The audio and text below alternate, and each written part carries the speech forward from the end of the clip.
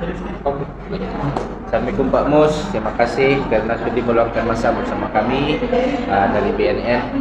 Sebenarnya kami amat berterima kasih kerana bagi kami sedikit ruang untuk bercerita ngopi dengan Pak Mus tentang di Hari Malaysia.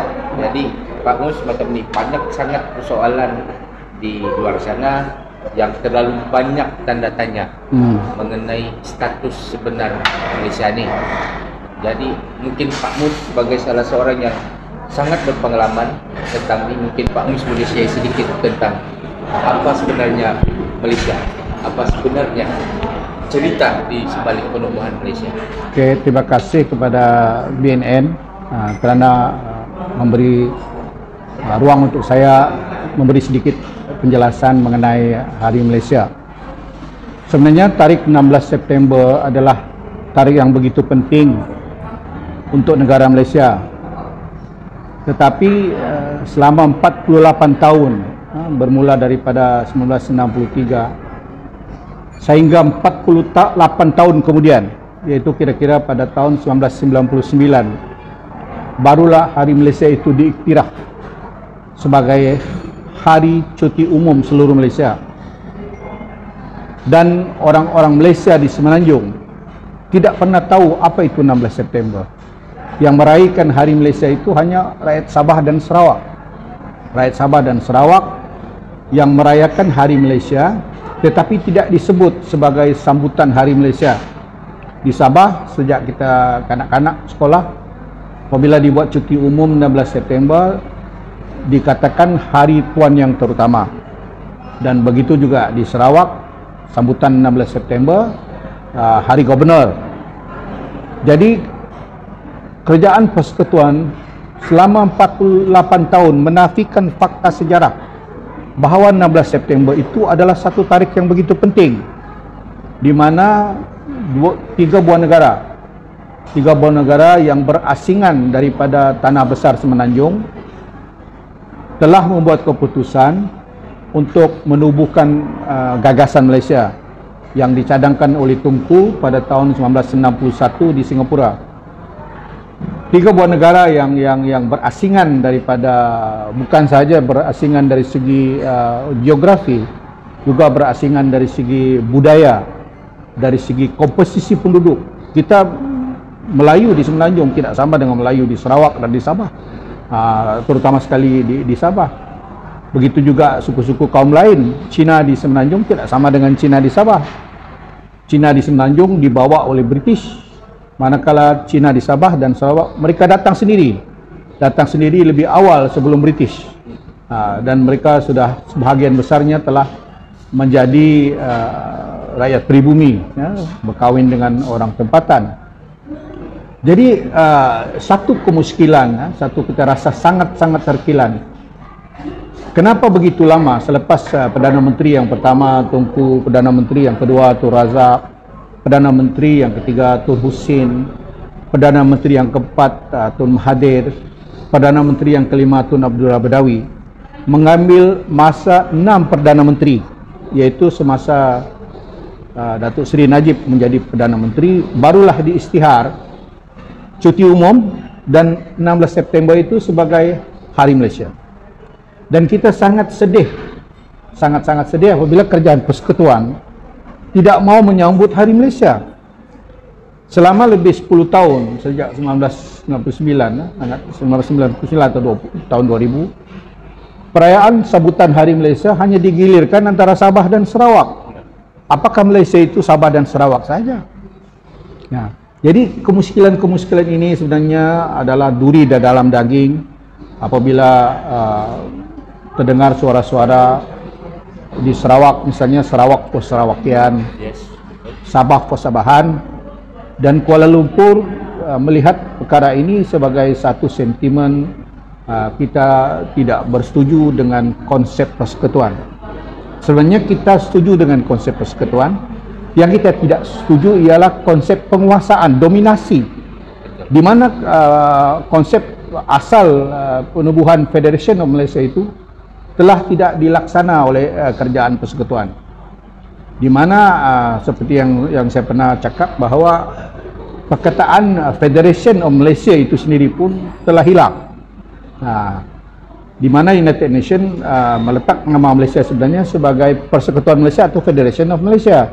Tetapi bermula daripada tahun 65, perkataan Federation itu hilang. Begitu juga perkataan Federation of Malaya telah hilang. Mereka secara senyap-senyap, kerajaan persekutuan membuat permohonan untuk mengubah nama Federation of Malaya atau Malaya itu menjadi Malaysia. Sebab itu tidak pernah lagi disebut perkataan Malaya. Sedangkan Federation of Malaya itu adalah satu entiti yang tertubuh merdeka lebih awal pada 31 Ogos 1957. Federation of Malaya consists of 11 states. Negeri-negeri, 11 negeri di Malaya, di bawah satu kerajaan dipanggil Unitary Government, kerajaan berpusat. Dan Federation of Malaya ini yang bersetuju bersama-sama dengan Singapura, Sarawak dan Sabah membentuk Federation of Malaysia, satu federation yang lebih besar. Tetapi apa yang Kuala Lumpur buat ialah mendaftar bahawa Malaya itu menjadi Malaysia, dan dua buah negeri iaitu Sabah dan Sarawak adalah extension of Federation of Malaya, bukannya Federation of Malaysia. Federation of Malaya itu 11 negeri ditambah dua negeri iaitu Sarawak dan Sabah selepas tahun 65. Sebenarnya perancangan ini diketahui awal oleh Lee Kuan Yew. Sebab itu Lee Kuan Yew membuat keputusan pada 9 Ogos untuk keluar daripada persekutuan. So, dia buat keputusan yang sangat drastik itu sebab dia tahu Sabah, Sarawak dan Singapura sendiri bakal dijadikan salah satu negeri dalam Federasi of Malaya instead of Malaysia. Dia sudah tahu. Dia mendapat tahu lebih awal. Sebab dia Lee Kuan Yew ni adalah mastermind sebenarnya. Mastermind penubuhan Malaysia. Apabila Lee Kuan Yew bercadang untuk mau kemerdekaan penuh untuk Singapura, setiap kali dia berjumpa dengan pegawai British bercakap tentang resolusi United Nations, mau negara-negara itu dimerdeka cepat. Tapi kebimbangan British ialah pengaruh komunis. Pengaruh komunis yang sudah mula bertapak di Indonesia, PKI, Parti Komunis Indonesia, dan ada pandangan mengatakan Soekarno telah dipengaruhi, walaupun Soekarno sehingga akhir hayat dia menafikan yang dia terlibat dengan komunis. Ini semuanya menurut Soekarno adalah grand design oleh Amerika untuk menjatuhkan Soekarno. Apa yang menjadi kebimbangan Lee Kuan Yew pada ketika itu? Sekiranya sebab apabila Tunku melahirkan hasrat dalam satu dinner dengan wartawan di Singapura untuk menubuhkan Malaysia, bukan saja dia mendapat bantahan daripada Makapagal dan Soekarno, dia juga mendapat bantahan yang begitu kuat daripada pemimpin Sabah dan Sarawak. Pemimpin Sabah dan Sarawak secara kebetulan pada ketika itu diketuai oleh pemimpin bukan Islam, ya. Sodomon, J.S. Sundang, Stephen, di Sarawak Stephen Kalung Ningkan, dan juga Presiden SUPP, saya pun sudah lupa nama dia. Jadi permasalahan yang dia hadapi oleh Lee Kuan Yew, sekiranya dia tidak dapat menyegerakan penubuhan Malaysia, Singapura tidak dapat merdeka. Dia sudah ada self government, ya, kerajaan yang ditubuhkan, diberi kemerdekaan untuk mentadbir diri sendiri, tapi tidak merdeka lagi. So Lee Kuan Yew mengambil inisiatif memujuk Donald Stephen dan juga Stephen Kalung Ningkan dan J.S. Sundang. J.S. Sundang ni daripada Parti PASOK. Dia gagal memujuk Sodomon, tapi dia berjaya memujuk adik Sodomon iaitu J.S. Sundang, dan menjanjikan J.S. Sundang jawatan Timbalan Ketua Menteri sekiranya Sabah sudah merdeka dan mendapat kerajaan sendiri. So dalam keadaan itu Lee Kuan Yew selain daripada memujuk Stephen dan juga Stephen Kalungingkan, dia menjemput semua ketua-ketua kaum di Sabah, termasuklah Allahyarham Tan Sri Gani Gilong kan. Ketua-ketua kaum dibawanya ke Kuala Lumpur, melihat pembangunan di Kuala Lumpur, duduk di hotel mewah, diberi segala kemudahan. Jadi akhirnya mereka begitu impress bahawa ini pembangunan yang ada di Kuala Lumpur ini, hotel yang mewah ini akan dinikmati oleh rakyat Sabah apabila kita bersetuju menyertai gagasan Malaysia. Selepas Lee Kuan Yew convince pemimpin-pemimpin non-Muslim ni, pemimpin Kristian, bahawa melalui projek 3S, dia panggil 3S, Singapura, Sabah dan Sarawak. Projek 3S ni menurut Lee Kuan Yew bahawa Sabah, Singapura dan Sarawak akan kontrol Malaya. Dia panggil the Greater Malaysia. The Greater Malaysia ini di mana kepimpinan ini bukan lagi dikuasai oleh orang Melayu, tetapi dikuasai oleh orang-orang dari Singapura, dari Sabah dan Sarawak. Jadi Tunku memberi sepenuh kepercayaan kepada Lee Kuan Yew untuk meyakinkan dua pemimpin ini, dan Lee Kuan Yew berjaya. Stephen Kalungingkan janjikan ketua menteri, Donald Stephen dijanjikan ketua menteri. Di kalangan orang Melayu pada masa itu tidak menghadapi masalah, sebab kebanyakannya Melayu itu menyokong gagasan Malaysia tanpa syarat. Di Sabah, Pati Usno Tun Mustafa dia sokong tanpa syarat, sebab dia percaya bahawa Melayu dan Islam di Semenanjung itu akan menjaga kepentingan orang Melayu Islam di Sabah. Tetapi apa yang berlaku selepas tertubuhnya Malaysia pada 16 September 1963, tahun pertama penubuhan Malaysia saja pada 16 September, Kuala Lumpur tidak mau merayakan ulang tahun. Lee Kuan Yew terasa agak tidak senang hati. Tengku pada masa itu, sebelum tarikh 16 September itu, dia tidak tahu sebenarnya 16 September itu adalah hari jadi Tengku. Jadi menyambut hari Malaysia pada tahun setahun selepas penubuhan Malaysia itu bermakna menyambut hari jadi Lee Kuan Yew. Jadi Tengku enggan memberi cuti umum kepada Malaysia pada 16 September, tetapi masing-masing atas inisiatif masing-masing.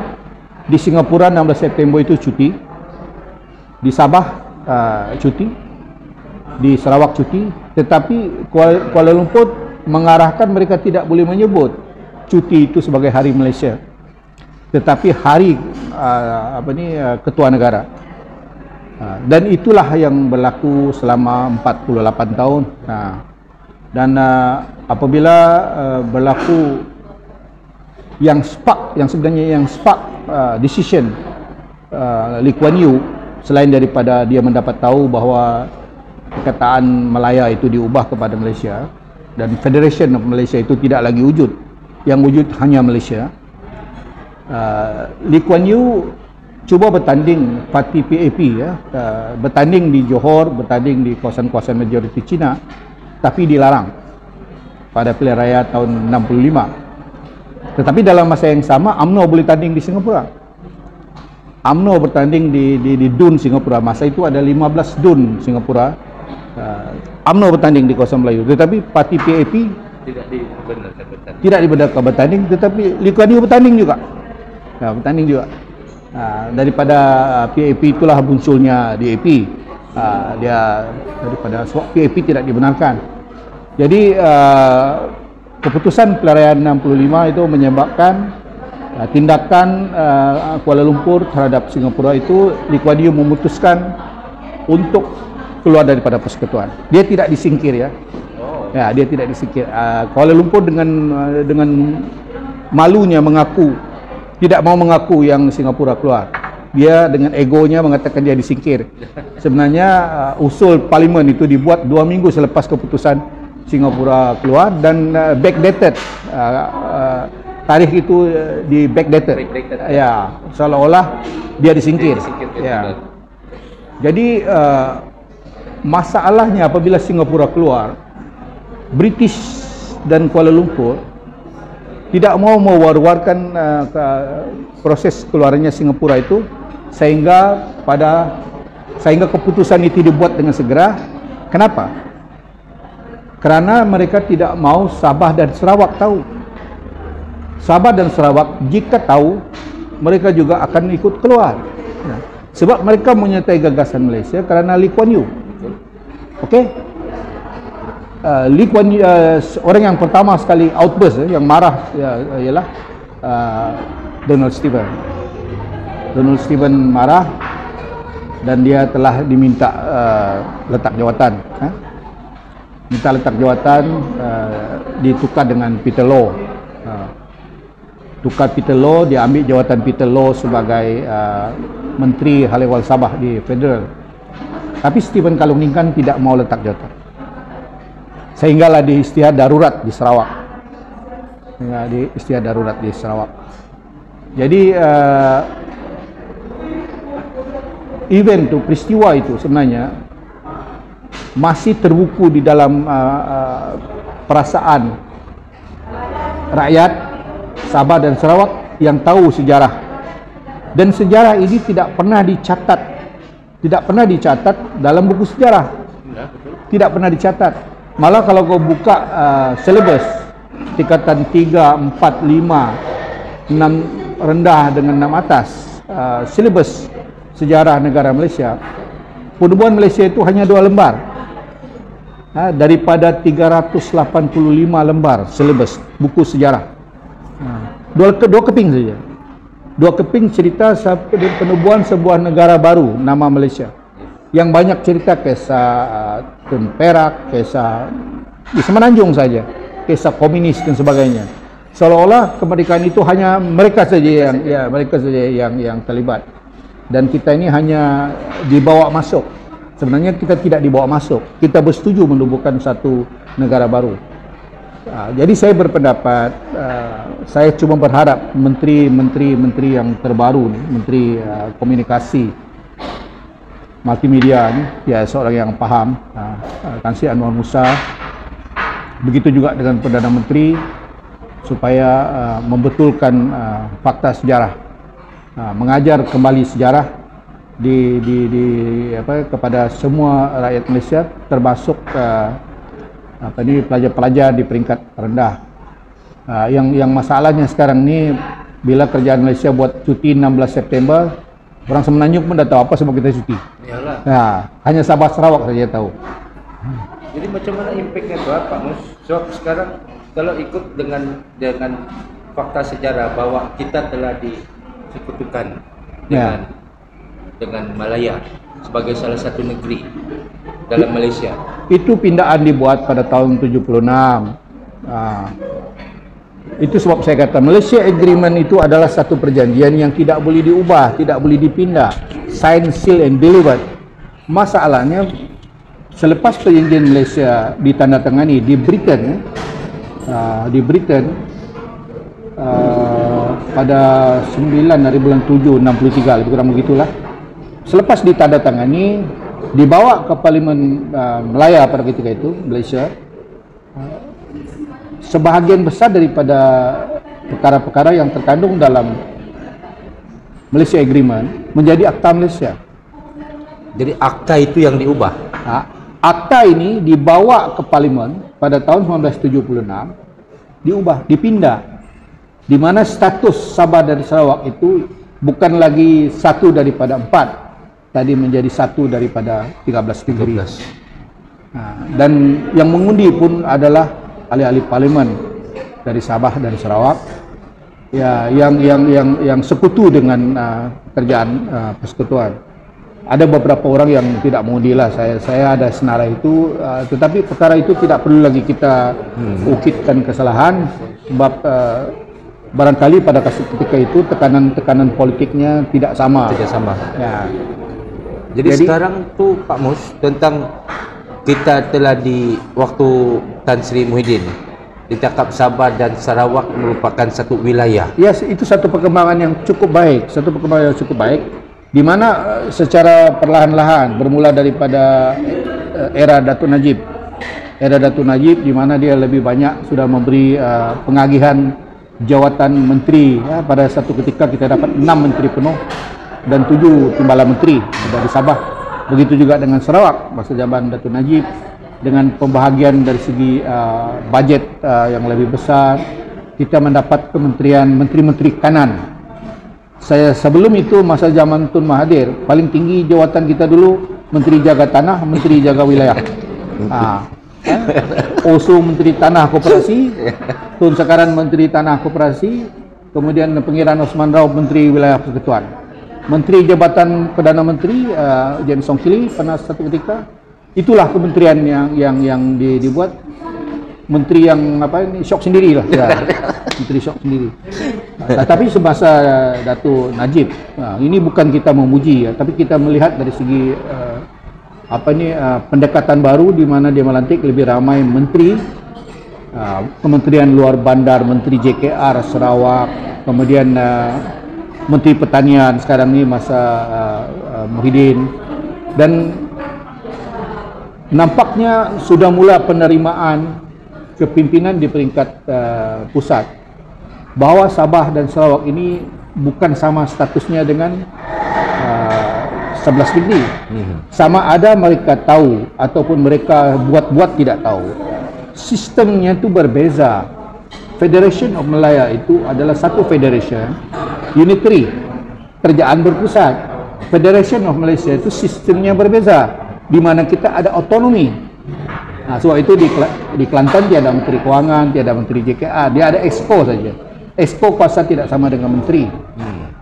Tetapi sama ada diorang tahu ataupun mereka sengaja menafikan fakta itu supaya mereka dapat meneruskan perancangan dari awal, iaitu the Malay domination ke atas wilayah-wilayah dan juga kuasa-kuasa yang ada di Sabah dan Sarawak, termasuklah hasil buminya ini. Masuk hasil bumi Sarawak dan Sabah melalui akta-akta yang cuba dipindah, termasuk memperkedalkan PDA 1974 yang diteruskan kerana pada masa itu ada akta darurat. Jadi apabila mula kita bercakap pemimpin-pemimpin terutama sekali Sarawak, bermula daripada almarhum Allahyarham Tan Sri Adnan Satin, sekarang Abang Jo begitu lantang bersuara menuntut hak Sarawak, dan mereka tidak lagi bercakap soal agreement. Mereka terus bawa ke mahkamah jika hak Sarawak itu dilanggar. Mereka bawa Petronas ke mahkamah, mereka dapat 5%, dan kita pun menumpang tuah. Kita pun dapat 5% daripada 5% cash payment. Kita juga mendapat 5% daripada sales tax. Jadi saya nampak optimis satu masa nanti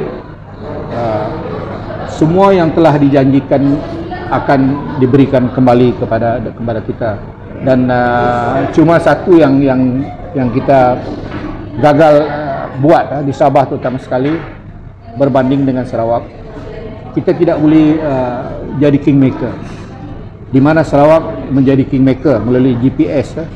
Kursinya itu boleh menentukan mana kerajaan.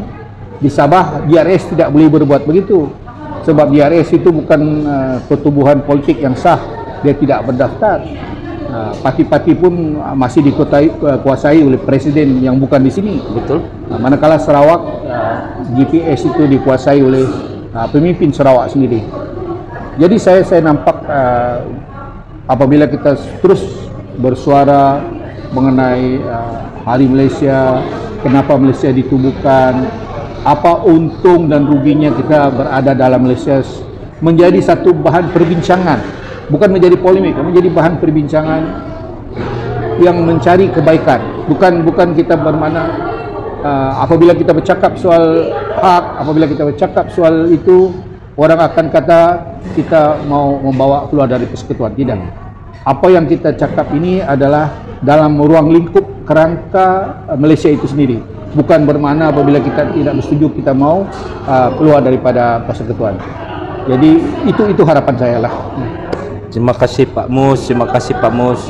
Jadi sampai sudah kita di penghujung program ini.